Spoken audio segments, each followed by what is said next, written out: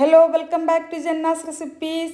ഇന്നത്തെ വീഡിയോയിൽ നമുക്ക് രാവിലെ ഒരു അരമണിക്കൂർ കൊണ്ട് തന്നെ മാവ് കുഴക്കുകയും പരത്തുകയും ഒന്നും ചെയ്യാതെ തന്നെ എളുപ്പത്തിൽ ഉണ്ടാക്കാൻ പറ്റിയിട്ടുള്ള ഒരു തേങ്ങാപ്പത്തിരിയുടെ റെസിപ്പി ആയിട്ടാണ് വന്നിട്ടുള്ളത്. അരിപ്പൊടി വെച്ചിട്ട് എളുപ്പത്തിൽ ഉണ്ടാക്കാൻ പറ്റുന്ന ഒരു ബ്രേക്ക്ഫാസ്റ്റ് റെസിപ്പിയാണ്. അപ്പോൾ നമുക്കിത് എങ്ങനെയാണ് ഉണ്ടാക്കുന്നതെന്ന് നോക്കാം. വീഡിയോ കണ്ടുകൊണ്ടിരിക്കുന്ന സമയത്ത് നിങ്ങൾക്ക് ഈ റെസിപ്പി ഇഷ്ടമാണെന്നുണ്ടെങ്കിൽ ഒന്ന് ലൈക്ക് ചെയ്ത് സപ്പോർട്ട് ചെയ്യാൻ വേണ്ടിയിട്ട് മറക്കരുത്. അതുപോലെ തന്നെ ചാനൽ ഇതുവരെ സബ്സ്ക്രൈബ് ചെയ്തിട്ടില്ലെങ്കിൽ ചാനലൊന്ന് സബ്സ്ക്രൈബ് ചെയ്യാനും ഫോളോ ചെയ്യാനും കൂടി മറക്കരുത്. അപ്പോൾ ഈ തേങ്ങാപ്പത്തിരി ഉണ്ടാക്കാനായിട്ട് ഞാൻ ആദ്യം പറഞ്ഞതുപോലെ തന്നെ അരിപ്പൊടിയാണ് എടുത്തിട്ടുള്ളത്. അപ്പോൾ ഞാനിവിടെ വറുത്ത അരിപ്പൊടി ഒരു 2 കപ്പ് ഒരു ബൗളിലേക്ക് എടുത്തിട്ടുണ്ട്. ഇതിലേക്ക് ഒരു 1/4 കപ്പ് മൈദ എടുത്തിട്ടുണ്ട്.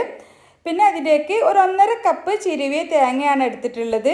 തേങ്ങ കൂടുതൽ ചേർക്കുമ്പോഴാണ് ഈ തേങ്ങാപ്പത്തിരിക്ക് നല്ല ടേസ്റ്റ് ഉണ്ടാവുക. അപ്പോൾ നമുക്കൊരു 1.5 കപ്പ് മുതൽ 2 കപ്പ് വരെയൊക്കെ തേങ്ങ ചേർത്ത് കൊടുക്കാം. പിന്നെ ഒരു മുട്ട കൂടി ഇതിലേക്ക് ചേർത്തിട്ടുണ്ട്. ഈ മാവിലേക്ക് ആവശ്യത്തിനുള്ള ഉപ്പ് ചേർത്ത് കൊടുക്കാം. ഇനി ഇതിലേക്ക് ഞാനൊരു 3.5 കപ്പോളം വെള്ളം ചേർത്തിട്ട് നന്നായിട്ടൊന്ന് കലക്കി എടുക്കുകയാണ്. അപ്പോൾ നമ്മളെടുക്കുന്ന പൊടിക്കനുസരിച്ചിട്ട് ചെറിയൊരു മാറ്റമൊക്കെ വരും. കുറച്ച് തിക്കായിട്ടുള്ളൊരു ബാറ്ററാണ് നമുക്ക് വേണ്ടത്. അപ്പോൾ ഈ ഒരു കൺസിസ്റ്റൻസിയിൽ മാവ് കലക്കിയെടുക്കുക. അപ്പോൾ ചിലപ്പോൾ ഒരു 1/2 കപ്പോ അതിൽ കുറവോ ഒക്കെ ആയിട്ട് വെള്ളം എക്സ്ട്രാ ചേർക്കേണ്ടി വരും. അപ്പോൾ ഞാനൊരു 3.5 കപ്പ് വെള്ളം ചേർത്തിട്ടുണ്ട്. പിന്നെ ഒരു 2 ടേബിൾ സ്പൂണ് വെളിച്ചെണ്ണ കൂടി ചേർത്തിട്ട് ഒന്നുകൂടി ഒന്ന് മിക്സാക്കി എടുത്തിട്ടുണ്ട്.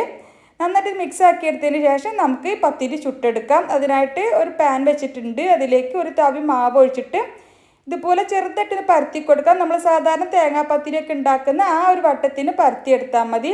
ഇനി പെട്ടെന്ന് വേവാൻ വേണ്ടിയിട്ട് നമുക്കിത് കുറച്ച് സമയം ഒന്ന് അടച്ച് വെക്കാം. എന്നിട്ട് മുകൾ ഭാഗമൊക്കെ ഒന്ന് വെന്ത് വന്നാലും നമുക്ക് മൂടി തുറന്നിട്ട് അതിന് മുകളിൽ ഒരു 1/2 ടീസ്പൂണോളം വെളിച്ചെണ്ണ ഒന്ന് ആക്കി കൊടുക്കുക. എന്നിട്ട് മറിച്ചിട്ട് കൊടുക്കാം. മറിച്ചിട്ടിട്ട് ആ ഒരു സൈഡിലും കൂടി വെളിച്ചെണ്ണ ആക്കി കൊടുക്കുക. എന്നിട്ട് നമുക്ക് ഒരു 2-3 തവണ തിരിച്ചും മറിച്ചും ഇട്ടിട്ട് ഒന്ന് മൊരിയിച്ചെടുക്കണം.